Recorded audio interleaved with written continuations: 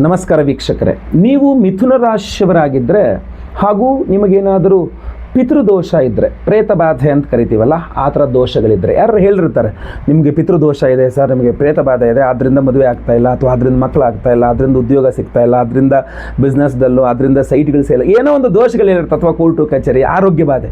ಯಾವಾಗಲೂ ನಿಮಗೆ ಯಾಕೆ ಆರೋಗ್ಯ ಬಾಧೆ ಅಂದರೆ ತೀರೋಗಿರೋ ದೋಷ ಜಾಸ್ತಿ ಇದೆ ಸರ್ ನಿಮಗೆ ಅಂತ ಹೇಳಿರ್ಬೋದು, ಮೇಡಮ್ಮ ಸಾರ ಏನೋ ನಿಮಗೆ ಹೇಳಿರ್ಬೋದು, ಆಯಿತಾ. ಸೊ ನೀವೇನಾದ್ರು ಮಿಥುನ ರಾಶಿಯವರಾಗಿದ್ದು ನಿಮಗೆ ಈ ಥರದ ಸಮಸ್ಯೆಗಳೇನಾದ್ರು ಇದ್ದರೆ, ಈ ವರ್ಷದ ಪಿತೃಪಕ್ಷ ಈಗಾಗಲೇ ಸ್ಟಾರ್ಟ್ ಆಗಿಬಿಟ್ಟಿದೆ. ಸೆಪ್ಟೆಂಬರ್ 21ನೇ ತಾರೀಕಿನ ತನಕ, 21ನೇ ತಾರೀಕು ಮಹಾಲಯ ಅಮಾವಾಸ್ಯೆ, ಆ ತನಕದ ಒಂದು ದಿನಗಳಿದೆಯಲ್ಲ, ಇದು ತುಂಬ ಇಂಪಾರ್ಟೆಂಟ್ ಆಗಿರುತ್ತೆ ಮಿಥುನ ರಾಶಿಯವರಿಗೆ. ಯಾಕೆ ಅಂತಂದರೆ ನಿಮ್ಮ ರಾಶಿಯಿಂದ 9ನೇ ರಾಶಿ ಅಂದರೆ ಕುಂಭ ರಾಶಿಯಲ್ಲಿ ರಾಹು ಇದ್ದಾನೆ. ಸೊ 9ನೇ ಮನೆಯಲ್ಲಿ ರಾಹು, ಪಿತೃಸ್ಥಾನದಲ್ಲಿ ರಾಹು ಇದ್ದಾನೆ. ಆದ್ದರಿಂದ ಇದೇ ಸಮಯದಲ್ಲಿ ಅಂದರೆ ಈ 21ನೇ ತಾರೀಕಿನ ಒಳಗೆ ಪಿತೃಪಕ್ಷದಲ್ಲಿ ನೀವೇನಾದರೂ ಪಿತೃಗಳಿಗೆ ಸಂಬಂಧಪಟ್ಟಂತೆ ನೀವೇನಾದರೂ ಪರಿಹಾರಗಳನ್ನು ಮಾಡಿಕೊಂಡ್ರೆ ಮಿಥುನ ರಾಶಿಯವರು ತುಂಬ ಅನುಕೂಲವಾಗತಕ್ಕಂಥದ್ದು. ಅಂದರೆ ಈ ಪ್ರೇತ ಬಾಧೆ ಪಿತೃದೋಷಗಳಿಂದ ಹೊರಬರಲಿಕ್ಕೆ, ಅಥವಾ ತಕ್ಕ ಮಟ್ಟಿಗೆ ಆಗ್ಲಿಕ್ಕೆ ಶಾಂತ ಆಗಲಿ, ಸಂಪೂರ್ಣ ನಿವಾರಣೆ ಆಗಲಿಲ್ಲ ಅಂದರು ಅಟ್ಲೀಸ್ಟ್ ಏನೋ ಒಂದು ಸಮಥಿಂಗ್ ಈಸ್ ಬೆಟರ್ ದೆನ್ ಅನ್ನೋ ಥರ ನಿಮಗೆ ಪಿತೃಗಳು ಸ್ವಲ್ಪ ಸಮಾಧಾನ ಆಗಿ ಅನುಗ್ರಹ ಆಗಿಬಿಟ್ರು ಕೂಡ ಸಾಕು, ನಿಮ್ಮ ಆ ಸಮಸ್ಯೆಗಳ ಪರಿಹಾರ ಆದರೂ ಸಾಕು ಅಂತ. ಸೊ ಅದರಿಂದ ಮಿಥುನ ರಾಶಿಯವರು ದಯವಿಟ್ಟು ಈ ವಿಡಿಯೋನ ಗಮನಿಸಿ. ಪ್ರತಿಯೊಬ್ಬ ಮಿಥುನ ರಾಶಿಯವರಿಗೆ ವಿಡಿಯೋ ರೀಚ್ ಆಗೋ ಥರ ದಯವಿಟ್ಟು ಈ ವಿಡಿಯೋನ ವಾಟ್ಸಪ್, ಫೇಸ್ಬುಕ್, ಮೆಸೆಂಜರ್, ಟೆಲಿಗ್ರಾಮ್ ಎಲ್ಲ ಕಡೆ ಶೇರ್ ಮಾಡಿ, ವಿಡಿಯೋನ ಲೈಕ್ ಮಾಡಿ. ಹಾಗೂ ಪ್ರೇತ ಬಾಧೆ ಅಥವಾ ನಿಮಗೆ ಸಂಬಂಧಪಟ್ಟಂತೆ ನಿಮಗೆ ಏನೇನು ಪ್ರಶ್ನೆಗಳಿದೆ ಅದರ ಬಗ್ಗೆ ದಯವಿಟ್ಟು ಕಮೆಂಟ್ ಮಾಡಿ, ನಾನು ಅದನ್ನು ಉತ್ತರಿಸಲಿಕ್ಕೆ ಖಂಡಿತವಾಗಿ ಪ್ರಯತ್ನವನ್ನು ಮಾಡ್ತೇನೆ, ಆಯ್ತಲ್ವಾ. ಸೊ ನಮಸ್ಕಾರ, ನಾನು ವಿಠಲ್ ಭಟ್ ಮಾತಾಡ್ತಾ ಇರ್ತಕ್ಕಂಥದ್ದು. ಪಿತೃದೋಷ, ಪ್ರೇತ ಬಾಧೆ ಹಾಗೂ ಪಿತೃಪಕ್ಷ ಮಿಥುನ ರಾಶಿಯವರಿಗೆ ವಿಶೇಷ ಪ್ರಭಾವ ಈ ಒಂದು ವಿಚಾರ ಅಥವಾ ಪರಿಹಾರದ ಸಮಯ, ಈ ಒಂದು ವಿಚಾರವಾಗಿ ವಿಡಿಯೋನ ನಾನು ಮಾಡ್ತಾ ಇದ್ದೇನೆ. ನೋಡಿ ವೀಕ್ಷಕರೇ, ಬಹಳ ಪ್ರಮುಖವಾಗಿ ರಾಹುಗ್ರಹ 9ನೇ ಮನೆ ಪಿತೃಸ್ಥಾನದಲ್ಲಿ ಕೂತ್ಕೊಂಡಿದ್ದಾನೆ. ತೃತೀಯದಲ್ಲಿ ಕೇತು, ಭಾಗ್ಯದಲ್ಲಿ ರಾಹು ಆಗಿರ್ತಾನೆ. ಸೊ ಇದು ಬಹಳ ಇಂಪಾರ್ಟೆಂಟ್ ಟೈಮ್, ಅದು ಪಿತೃಪಕ್ಷದಲ್ಲಿ ಮಿಥುನ ರಾಶಿಯವರಿಗೆ. ನಿಮ್ಮ ಕುಟುಂಬದಲ್ಲಿ ಯಾರೋ ತೀರೋಗಿದ್ದಾರೆ ಅಂತಂದಾಗ ನಾನು ನಿಮಗೊಂದಿಷ್ಟು ಪರಿಹಾರಗಳನ್ನ ಹೇಳ್ತೇನೆ ಮಿಥುನ ರಾಶಿಯವರಿಗೆ. ಈ ಪರಿಹಾರಗಳು ನಾನು ಏನು ಹೇಳ್ತೇನೆ, ಇದನ್ನು ನೀವೇನಾದರೂ ಈ 21ನೇ ತಾರೀಕಿನ ಒಳಗೆ, ಈ 21ನೇ ತಾರೀಕಿನ ಒಳಗಡೆ ಮಾಡ್ಕೊಂಡ್ರಿ ಅಂತ ಆದರೆ ಯಾವುದಾಗುತ್ತೋ ಅದನ್ನು ಮಾಡಿ, ಎಷ್ಟಾಗುತ್ತೋ ಅಷ್ಟು ಮಾಡಿ, ಆಯಿತಾ. ನಿಮಗೆ ಪಿತೃದೋಷ ಪ್ರೇತ ಬಾಧೆಗಳು ಪರಿಹಾರ ಆಗುತ್ತೆ. ನೋಡಿ, ಪ್ರೇತ ಬಾಧೆಗಳ ಪ್ರಾಯಶ್ಚಿತ್ತ ವಿಧಾನ ಅಂತ ಮೊದಲನೇದಾಗಿ ತೀರ್ಥ ಸ್ನಾನ ಅಂತ ಹೇಳ್ತಾರೆ. ತೀರ್ಥ ಸ್ನಾನ ಅಂದ್ರೇನು? ಏನು ನಿಮಗೆ ಈ ಕ್ಷೇತ್ರಗಳಲ್ಲಿ ತೀರ್ಥ, ಈಗ ಉದಾಹರಣೆಗೆ ಧರ್ಮಸ್ಥಳದಲ್ಲಿ ನೇತ್ರಾವತಿ ನದಿ ಸ್ನಾನ ಮಾಡಿ, ಗರ್ಭಗುಡಿ ಹತ್ರ ಒಂದು ತೀರ್ಥ ಬಾವಿ ಅಂತ ಇದೆ. ಸೊ ಅಲ್ಲಿ ನಿಮಗೆ ತೀರ್ಥ ಸ್ನಾನ, ಆ ತೀರ್ಥ ಬಾವಿಯ ನೀರನ್ನು ಹೊಯ್ತಾರೆ. ಸೊ ಅದು ತೀರ್ಥ ಸ್ನಾನ ಅಂತ ಹೇಳ್ತಾರೆ. ಅದರ ತೀರ್ಥ ಸ್ನಾನವನ್ನು ಮಾಡ್ತಕ್ಕಂಥದ್ದು. ಅಥವಾ ನದಿಗಳು, ಉದಾಹರಣೆಗೆ ನಿಮಗೆ ಸಪ್ತನದಿಗಳು, ಗಂಗೆ ಚೈವನೇ ಚೈವ ಗೋದಾವರಿ ಸರಸ್ವತಿ ನರ್ಮದಾ ಸಿಂಧೂ ಕಾವೇರಿ, ಈ ಒಂದು ನದಿಗಳಲ್ಲಿ, ಈ ಯಾವುದೇ ನದಿಗಳಲ್ಲಿ ನೀವು ಈ ಪಿತೃಪಕ್ಷದಲ್ಲಿ ಸ್ನಾನ ಮಾಡಿದ್ರು ಸಹ ಪಿತೃದೋಷಗಳು ಪರಿಹಾರ ಅಂತಿದೆ.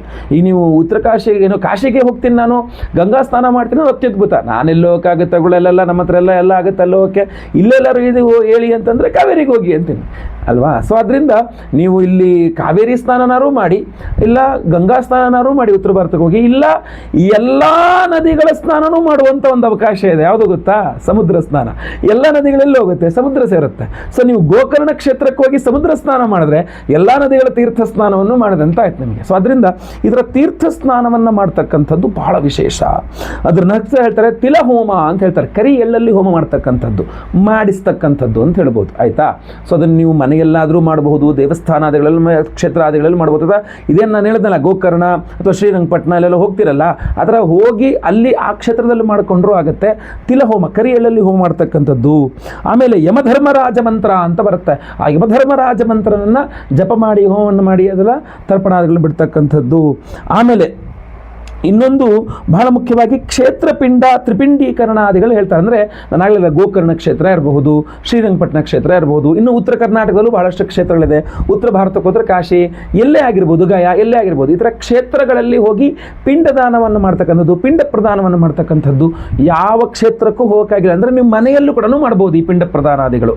ಸೊ ಇದನ್ನೆಲ್ಲ ಕೂಡ ಮನೆಯಲ್ಲೇ ಪಿಂಡ ಪ್ರದಾನ ಮಾಡ್ತಕ್ಕಂಥದ್ದು ಕೂಡ ನಿಮಗೆ ಖಂಡಿತವಾಗಿ ಈ ಪ್ರೇತಬಾಧು ಈ ಒಂದು ಪಿತೃಪಕ್ಷ 21ನೇ ತಾರೀಕು ಒಳಗೆ ನಿಮ್ಮ ಮನೆ ಹತ್ತಿರದಲ್ಲಿ ಯಾದರೂ ಪುರೋಹಿತರನ್ನ ಮಾತಾಡಿಸಿ ದಯವಿಟ್ಟು ನಮ್ಮ ಮನೆಗೆ ಬಂದು ಇದಿಷ್ಟು ಏನು ತರ್ಪಣ ಮಾಡಿ ಪಿಂಡ ಪ್ರದಾನಾದಿಗಳು ಮಾಡಿಸ್ಕೊಡ್ಬೇಕು ಅಂದರೆ ಮಾಡಿಸ್ಕೊಡ್ತಾರೆ, ತಿಲಹೋಮ ಮಾಡಿಕೊಡಿಸ್ಬೇಕು ಅಂದರೆ ಮಾಡಿಕೊಡ್ತಾರೆ, ಆಯ್ತಲ್ವ. ನಿಮ್ಮ ಅವಕಾಶಗಳು ಮನೆಯಲ್ಲೆಲ್ಲ ಮಾಡೋಕ್ಕಾಗಲ್ಲ, ಬಾಡಿಗೆ ಮನೆ ನಾವು ಅದ್ರ ಕ್ಷೇತ್ರಗಳಿಗೆ ಹೋಗ್ತೀವಿ ಅಂತಂದರೆ ಕ್ಷೇತ್ರಾದಿಗಳಿಗೆ ಹೋಗಾರು ಮಾಡ್ಕೊಂಬನ್ನಿ. ಆದರೆ ಈ ಪಿತೃಪಕ್ಷ 21ನೇ ತಾರೀಕು ಒಳಗಡೆ ಮಾಡ್ತಕ್ಕಂಥದ್ದಿಲ್ಲ, ಅದು ಬಹಳ ಇಂಪಾರ್ಟೆಂಟ್. ಇನ್ನು ಮುಂದೆ ಇದೆ ಇನ್ನು ಹೇಳ್ತಾರೆ ಅಂತಂದರೆ ಸೇತು ಸ್ನಾನ ಅಂತ ಹೇಳ್ತಾರೆ. ಅಂತ ನಿಮಗೆ 2-3 ನದಿಗಳು ಸೇರ್ತಕ್ಕಂಥದ್ದು ಇದೆಯಲ್ಲ, ಸೊ ಆ ನದಿಯ ಸಂಗಮ ಸ್ಥಾನಗಳಲ್ಲಿ ಕೂಡ ಸ್ನಾನವನ್ನು ಮಾಡ್ತಕ್ಕಂಥದ್ದು, ಗಂಗಾ ಸ್ನಾನ, ಗಯಾಶ್ರಾದ್ದ, ಆಮೇಲೆ ನಾರಾಯಣ ಬಲಿ, ಪ್ರೇತೋದ್ಧಾರ, ಮೋಕ್ಷ ನಾರಾಯಣ ಬಲಿ ಅಂತ ಮಾಡ್ತಾರೆ. ಈ ನಮ್ಮ ಗೋಕರ್ಣಾದಿ ಕ್ಷೇತ್ರಗಳು ಮಾಡ್ತಾರೆ. ಈ ಪಿತೃಪಕ್ಷದಲ್ಲಿ ಮಾಡ್ಕೊಳ್ತಕ್ಕಂಥದ್ದು ಅತ್ಯುತ್ತಮ. ಇನ್ನು ಬಹಳ ಮುಖ್ಯವಾಗಿ ಅಮಾನ್ನದಾನ ಅಂತಂದರೆ ಈ ಬೇಯಿಸಿರದ ಪದಾರ್ಥಗಳು, ಅಂದರೆ ಈಗ ಉದ್ದಿನ ಕಾಳು ಅಥವಾ ತೊಗರಿ ಬೇಳೆ ಅಥವಾ ಅಕ್ಕಿ, ಭತ್ತ, ಈ ಥರ ಬೇಯಿಸಿರದ ಪದಾರ್ಥ ಇರ್ತದಲ್ಲ, ಅದಿನ್ನೂ ಬೇಯಿಸಿಲ್ಲ, ಅದು ಆ ಥರ ಒಣ ಪದಾರ್ಥಗಳನ್ನು ದಾನ ಮಾಡ್ತಕ್ಕಂಥದ್ದು ತುಂಬ ಇಂಪಾರ್ಟೆಂಟ್, ತುಂಬ ಬಹಳ ಮುಖ್ಯ ಅಂತ ಹೇಳ್ತಾರೆ.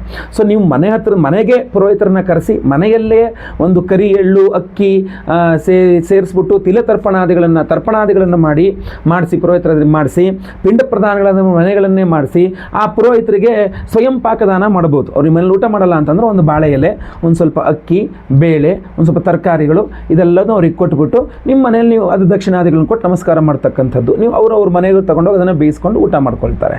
ಆಮೇಲೆ ಅವರಿಗೆ ದಾನಾದಿಗಳು ಮಾಡ್ಬೇಕಾದ್ರೆ ಕಂಬಳಿ ದಾನಾದಿಗಳು ಮಾಡೋದು ತುಂಬ ಶ್ರೇಷ್ಠ. ವಸ್ತ್ರದಾನ, ಬಿಳಿಯ ಪಂಚೆ ದಾನ ಮಾಡ್ತಕ್ಕಂಥದ್ದು, ಆಮೇಲೆ ಹತ್ತಿ ದಾನ ಮಾಡ್ತಕ್ಕಂಥದ್ದು, ಕರಿ ಎಳ್ಳು ದಾನ ಮಾಡ್ತಕ್ಕಂಥದ್ದು ಆ ಪುರೋಹಿತರಿಗೆ, ಇದೆಲ್ಲ ಈ ಬೂದುಗುಂಬಳಕಾಯಿ ದಾನ ಮಾಡ್ತಕ್ಕಂಥದ್ದು, ಇದೆಲ್ಲ ಈ ಪಿತೃಪಕ್ಷದಲ್ಲಿ ನೀವೇನಾದ್ರು ಈ ದಾನಗಳನ್ನ ಮಾಡಿದ್ರೆ, ಕೊಡೆ ದಾನ ಮಾಡ್ತಕ್ಕಂಥದ್ದು, ಇದನ್ನೆಲ್ಲ ದಾನ ಮಾಡಿದ್ರು ಕೂಡ ಪಿತೃದೋಷಗಳು ಪರಿಹಾರ ಅಂತ ಶಾಸ್ತ್ರದಲ್ಲಿ ತುಂಬ ಚೆನ್ನಾಗಿ ಹೇಳಿರ್ತಾರೆ. ಇದ್ರ ಜೊತೆಗೆ ಏನಾದರೂ ಒಂದು ಡೇಟನ್ನು ಹೇಳ್ತೀನಿ, 20ನೇ ತಾರೀಕು ಸೆಪ್ಟೆಂಬರ್ 20ನೇ ತಾರೀಕು ಚತುರ್ದಶಿ ಆಗುತ್ತೆ. ಅದನ್ನು ಘಾತ ಚತುರ್ದಶಿ ಅಂತ ಕರೀತಾರೆ. ನಿಮ್ಮ ಕುಟುಂಬದಲ್ಲಿ ಯಾರಾದರೂ ಆಕ್ಸಿಡೆಂಟ್ ಆಗಿ ಸತ್ತೋಗಿದ್ರೆ, ಆತ್ಮಹತ್ಯೆ ಮಾಡ್ಕೊಂಡಿದ್ರೆ, ಅಥವಾ ಬಾವಿಗೆ ಕೆರೆಗೋ ಇನ್ನೊಂದು ನೀರಲ್ಲಿ ಬಿದ್ದು ಸತ್ತೋಗಿದ್ದಾರೆ ಅಂತ ಆದರೆ, ಈ ಒಂಥರ ಕೆಟ್ಟ ಸಾವಾಗಿದೆ ಅಂತ ಅನ್ನುವಂಥವ್ರೇನೇ ಇದ್ದರೂ ಸಹ 20ನೇ ತಾರೀಕು ಭಾಳ ಇಂಪಾರ್ಟೆಂಟ್, ಘಾತ ಚತುರ್ದಶಿ. ಅವತ್ತಿನ ದಿವಸ ಅವರ ಹೆಸರಿನಲ್ಲಿ ಈ ತರ್ಪಣಾದಿಗಳು ಮಾಡ್ತಕ್ಕಂಥದ್ದು, ಅವರಿಗೆ ಮೋಕ್ಷ ಕೊಡಿಸುವ ಪ್ರಯತ್ನಗಳನ್ನಾದರೂ ಅವತ್ತಿನ ದಿವಸ ಮಾಡಿದ್ರೆ, 20ನೇ ತಾರೀಕು ಮಾಡೋದಂತೂ ಅವರಿಗೆ ತೀರಾ ಬೇಗ ಮೋಕ್ಷ ಸಿಗುತ್ತೆ ಅಂತ ಹೇಳ್ತಾರೆ. ಸೊ ಅದರಿಂದ ಈ ತರಹ ತಾರೀಖುಗಳನ್ನು ನೋಡಿಕೊಂಡು ಇದೆಲ್ಲನೂ ಹೊರತುಪಡಿಸಿ ಇದು ನಿಮ್ಮಲ್ಲಿ ಇನ್ನೂ ಬಹಳ ಇಂಪಾರ್ಟೆಂಟ್ ಹೇಳ್ತೀನಿ. ಕೆಲವು ಜನ ಈ ಹಿರಿಯರ ಪೂಜೆ ಅಂತಲೇ ಮಾಡ್ತಾರೆ ಪಕ್ಷದಲ್ಲಿ. ನಮ್ಮಲ್ಲಿ ಹಿರಿಯರ ಪೂಜೆ ಅಂತಲೇ ಮಾಡ್ತೀವಿ, ಬಟ್ ನಮಗೀಗ ಸ್ವಲ್ಪ ಅನಾನುಕೂಲತೆಗಳಿದೆ, ಆದರೆ ನಾವು ಮಾಡ್ತಾ ಇಲ್ಲ ಅಥವಾ ಮಾಡಲ್ಲ, ಈ ವರ್ಷ ಆಗಲ್ಲ ಬಿಡಿ, ಈ ಥರ ಎಲ್ಲ ಮಾಡಬಾರ್ದು. ಮೊದಲಿಂದ ಏನು ಮಾಡ್ಕೊಂಬಂದಿರ್ತಾರೆ ಪದ್ಧತಿ ಹಿರಿಯರ ಪೂಜೆ ಅನ್ನೋದು, ಅದನ್ನು ಖಂಡಿತವಾಗಿ ಕಂಟಿನ್ಯೂ ಮಾಡಬೇಕಾಗುತ್ತೆ. ಅದೇನು ಮಾಡ್ಕೊಂಬಂದಿದ್ರು ಅದನ್ನೇ ಮುಂದುವರ್ಸ್ಕೊಂಡು ಹೋಗ್ತಕ್ಕಂಥದ್ದು. ಈಗಾಗಲ್ಲ, ಆಮೇಲೆ ನೋಡೋಣ, ನಾವು ನವರಾತ್ರಿ ಆದಮೇಲೆ ಇದನ್ನು ಮುಗಿದ್ಮೇಲೆ ನೋಡ್ತೀವಿ, ವಿಜಯದಶಮಿ ಮುಗಿದ್ಮೇಲೆ ಮಾಡೋಣ, ಹಂಗೆ ಅಂತ ನಿಮಗೆ ಮನಸ್ಸಿಗೆ ಕಂಡಂಗೆ ಮಾಡ್ಕೊಡೋದಕ್ಕಿಂತನೂ ಈ ಪಿತೃಪಕ್ಷದಲ್ಲಿ ಮಾಡ್ತಕ್ಕಂಥದ್ದು ಬಹಳ ತುಂಬ ಚೆನ್ನಾಗಿ ಫಲ ಕೊಡ್ತದೆ. ಸೊ ಮೊದಲಿಂದ ಬಂದಿರೋ ಪದ್ಧತಿ ಏನಾದ್ರು ಮಾಡಿ, ಇಲ್ಲ ನಾನು ಈಗ ಹೇಳಿರುವಂಥದ್ದು ಪಕ್ಷದಲ್ಲಿ ಏನಾದ್ರು ಬೇಕಾದ್ರೂ ನೀವು ಮನೆಯಲ್ಲಿ ಸಿಂಪಲ್ ಆಗಾದರೂ ಮಾಡಿ, ಇಲ್ಲ ವಿಶೇಷವಾಗಿ ಕ್ಷೇತ್ರಾದಿಗಳಲ್ಲಿ ಹೋಗಾರು ಮಾಡಿ, ಒಟ್ಟು ಪಿತೃಗಳಿಗೆ ಒಂದು ಇದು ಮಾಡಿ. ಹಾಗೂ ಈ 21ನೇ ತಾರೀಕಿನ ತನಕ ಮನೆಯಲ್ಲಿ ಪ್ರತಿ ದಿವಸ ಮಣ್ಣಿನ ಹಣತೆಯಲ್ಲಿ ಎಳ್ಳೆಣ್ಣೆ ದೀಪವನ್ನು, ಗಾಣದ ಎಳ್ಳೆಣ್ಣೆ ದೀಪವನ್ನು ಹಚ್ಚತಕ್ಕಂಥದ್ದು ಕೂಡ ತುಂಬ ಅದ್ಭುತ ಶ್ರೇಷ್ಠವಾದದ್ದು ಅಲ್ವಾ. ಅಥವಾ 21ನೇ ತಾರೀಕು ಒಳಗಡೆ ಯಾವ ಥರ ಒಂದು ದಿವಸ ನೀವು ಮನೆಯಲ್ಲಿ ಬೆಳಗ್ಗೆ ಎದ್ದು ಸ್ನಾನ ಮಾಡಿಕೊಂಡು ಏನೂ ಆಹಾರ ಸೇವನೆಯನ್ನು ಮಾಡದೆ ಅನ್ನ ಮಾಡಿಕೊಂಡು, ಒಂದು ಬೊಗಸೆಯಷ್ಟು ಅನ್ನ ಮಾಡಿಕೊಂಡು ಅದಕ್ಕೊಂದು 2 ಸ್ಪೂನಷ್ಟು ಕರಿ ಎಳ್ಳು ಹಾಕಿ ಮಿಕ್ಸ್ ಮಾಡಿ ಅದನ್ನು ಕಾಗೆಗಳಿಗೆ ಆಹಾರ ಕೊಟ್ಟು ಆಮೇಲೆ ನಂತರ ಬಂದು ನೀವು ಭೋಜನ ಮಾಡ್ತಕ್ಕಂಥದ್ದು ಕೂಡ ನಿಮಗೆ ಅದ್ಭುತವಾದಂಥ ಪರಿಹಾರವಾಗಿರ್ತದೆ. ಸೊ ಇದು ಯಾವುದಾಗುತ್ತೆ, ಇದು ಯಾವುದು ಕೂಡ ನೀವು ಮಾಡಬಹುದಾಗಿರ್ತದೆ. ಮಾಡಿ ಈ ಪಿತೃಪಕ್ಷವನ್ನು ಇನ್ನೂ ನಿಮ್ಮ ಮನೆ ಹತ್ತಿರ ಇರೋ ಪುರೋಹಿತರನ್ನು ಭೇಟಿ ಮಾಡಿ, ದೇವಸ್ಥಾನದ ಅರ್ಚಕರು ಪುರೋಹಿತರನ್ನು ಭೇಟಿ ಮಾಡಿ ಏನೇನು ಮಾಡ್ಬೋದು ಅಂತ ಕೇಳಿ ಅವರು ಒಂದಿಷ್ಟು ಆಪ್ಷನ್ಸ್ ನಿಮಗೆ ಕೊಡ್ತಾರೆ. ಒಟ್ಟು ಮಿಥುನ ರಾಶಿಯವರು ಈ 9ನೇ ಮನೆಯಲ್ಲಿ ನಿಮಗೆ ಈ ಸಲ ಪಿತೃಪಕ್ಷದಲ್ಲಿ ಭಾಗ್ಯಸ್ಥಾನ, ಪಿತೃಸ್ಥಾನದಲ್ಲಿ ರಾಹು ಇದ್ದಾನೆ.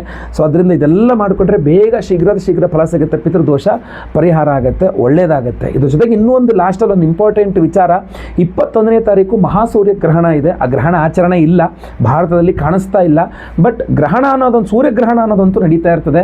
ಮಹಾಲಯ ಅಮಾವಾಸ್ಯೆ ಮಹಾಸೂರ್ಯ ಗ್ರಹಣ. ಸೊ ಅದರಿಂದ ಈ ಒಂದು ಗ್ರಹಣ ಬಹಳಷ್ಟು ಜನಕ್ಕೆ ಅನುಮಾನ ಇರುತ್ತೆ, ನಾವು ಪಕ್ಷ ಮಾಡ್ಬೋದಾ, ಸೂರ್ಯಗ್ರಹಣ ಇದೆ ಅಂತ. ಸೊ ಪಕ್ಷ ಮಾಡಬಹುದು, ಏನೂ ತೊಂದರೆ ಇಲ್ಲ, ನಿಂಪಾಡಿನೂ ಮಾಡುವ. ಯಾಕೆಂದರೆ ಗ್ರಹಣ ಕಾಣ್ತಾ ಇಲ್ಲ, ಅದರಿಂದಾಗಿ ಆಚರಣೆಗಿಲ್ಲ, ಆದ ಕಾರಣ ನೀವು ಪಕ್ಷ ಮಾಡ್ಕೋಬಹುದು, ಏನೂ ತೊಂದರೆ ಇಲ್ಲ. ಬಟ್ ಗ್ರಹಣ ಸಂಭವಿಸ್ತಾ ಇರೋದ್ರಿಂದಾಗಿ ಆ ಗ್ರಹಣದ ಪ್ರಭಾವಾದ ವಿಚಾರಗಳೆಲ್ಲ ನಾನು ಇನ್ನೊಂದು ವಿಡಿಯೋ ಖಂಡಿತವಾಗಿ ಮಾಡ್ತೇನೆ. ನಾವು ವಿಶೇಷವಾಗಿ ಮಹಾಚಂಡಿಕಾ ಯಾಗವನ್ನು ಪ್ರತಿ ವರ್ಷ ಮಾಡುವಂತೆ ಈ ಬಾರಿಯೂ ಸಹ ನವರಾತ್ರಿ ಆರಂಭದ ಹಿಂದಿನ ದಿವಸ ಆಗಿರುತ್ತೆ. ಅದರಿಂದಾಗಿ ನಾವು ಮಹಾಚಂಡಿಕಾ ಯಾಗವನ್ನು ಮಾಡ್ತಾ ಇದ್ದೇವೆ. ಅದ್ರ ಜೊತೆಗೆ ಸಹಸ್ರ ರವಿಶಾಂತಿ 1008 ಸಂಖ್ಯೆಯಲ್ಲಿ ಸೂರ್ಯಗ್ರಹನಿಗೆ ಹೋಮವನ್ನು ಮಾಡ್ತಾ ಇದ್ದೇವೆ. ಬಹಳ ಪ್ರಮುಖವಾಗಿ ನಾವು ವಿಶೇಷ ಪ್ರಸಾದ ಸ್ವರೂಪ ಒಂದು ರೂಬಿ ಒರಿಜಿನಲ್ ಮಾಣಿ ಮಾಣಿಕ್ಯ ರತ್ನದ ಉಂಗುರವನ್ನೇ ಕೊಡ್ತಾ ಇದ್ದೇವೆ ಪ್ರತಿಯೊಬ್ಬರಿಗೂ ಸಹ ಧಾರಣೆ ಮಾಡ್ಕೊಳ್ಳೋಕ್ಕೆ. ಇದೆಲ್ಲ ವಿಚಾರಗಳು ನಿಮಗೆ ನಮ್ಮ ಆಫೀಸ್ ನಂಬರ್ಗೆ ಫೋನ್ ಮಾಡಿ ನಿಮಗೆ ವಿಷಯ ತಿಳಿಸ್ತಾರೆ, ಅಥವಾ ಅದ್ರ ಸಂಬಂಧಿತವಾದ ಮುಂದಿನ ವಿಡಿಯೋಗಳು ಕೂಡ ನಿಮ್ಗೆ ಖಂಡಿತವಾಗಿ ಮಾಡಿಕೊಡ್ತೇನೆ ನಾನು. ಅದಕ್ಕೆ ಸಂಬಂಧಪಟ್ಟವಾಗಿ ವಿಶೇಷ ಕ್ಷೇತ್ರಗಳಿಗೆ ಹೋಗಿ ಅಲ್ಲೇ ರೂಬಿಯನ್ನು ಎನರ್ಜೈಸ್ ಮಾಡ್ಕೊಂಡು ಬರ್ತಕ್ಕಂಥದ್ದೆಲ್ಲ ಮಾಡ್ತಾ ಇದ್ದೇವೆ. ಸೊ ಅದ್ರ ಬಗ್ಗೆ ಎಲ್ಲ ಮುಂದಿನ ವಿಡಿಯೋಗಳಲ್ಲಿ ತಿಳಿಸ್ತೇನೆ. ಸೊ ದಯವಿಟ್ಟು ಅದ್ರ ಬಗ್ಗೆ ಹೆಚ್ಚಿನ ಮಾಹಿತಿ ಮೊದಲೇ ನಿಮಗೆ ಗೊತ್ತಾಗಬೇಕು, ಮೊದಲೇ ಅದ್ರ ಬಗ್ಗೆ ನಮ್ಗೆ ಏನು ಮೊದಲೇ ತಿಳ್ಕೋಬೇಕು ಅಂತಂದರೆ ಸ್ಕ್ರೀನ್ ಮೇಲೆ ಕಾಣೋ ನಂಬರ್ಗೆ ನೀವು ವಾಟ್ಸಪ್ ಮಾಡ್ಕೋಬಹುದು, ಕಾಲ್ ಮಾಡಬಹುದು, ಮಾಡಿ ವಿಷಯವನ್ನು ತಿಳ್ಕೋಬಹುದಾಗಿರ್ತದೆ. ಒಳ್ಳೆಯದಾಗಲಿ. ವಿಡಿಯೋ ಇಷ್ಟ ಆದರೆ ದಯವಿಟ್ಟು ಲೈಕ್ ಮಾಡಲಿಕ್ಕೆ ಮರಿಬೇಡಿ. ವಾಟ್ಸಪ್, ಫೇಸ್ಬುಕ್, ಮೆಸೆಂಜರ್, ಟೆಲಿಗ್ರಾಮ್ ಎಲ್ಲ ಕಡೆ ಸಾಮಾಜಿಕ ಜಾಲತಾಣಗಳಲ್ಲಿ ವಿಡಿಯೋನ ಶೇರ್ ಮಾಡಲಿಕ್ಕೆ ಮರಿಬೇಡಿ. ನೀವು ಸಬ್ಸ್ಕ್ರೈಬ್ ಮಾಡ್ಕೊಳ್ಳಿ ಅಂದರೆ ಕೆಳಗೆ ಸಬ್ಸ್ಕ್ರೈಬ್ ಅಂತ ಬಟನ್ ಇರುತ್ತೆ, ಸಬ್ಸ್ಕ್ರೈಬ್ ಮಾಡಿಕೊಂಡು ಬೆಲ್ ಬಟನ್ ಒತ್ಕೊಂಡು ಆಲ್ ಅಂತ ಮಾಡಲಿಕ್ಕೆ ದಯವಿಟ್ಟು ಮರಿಬೇಡಿ. ಮುಂದಿನ ವಿಡಿಯೋದಲ್ಲಿ ಮತ್ತೆ ಪುನಃ ಸಿಗ್ತೇನೆ. ಎಲ್ಲರಿಗೂ ಸಹ ಒಳ್ಳೆಯದಾಗಲಿ. ಲೋಕ ಸಮಸ್ತ ಸುಖಿನೋ ಭವಂತು. ನಾರಾಯಣ ನಾರಾಯಣ ನಾರಾಯಣ.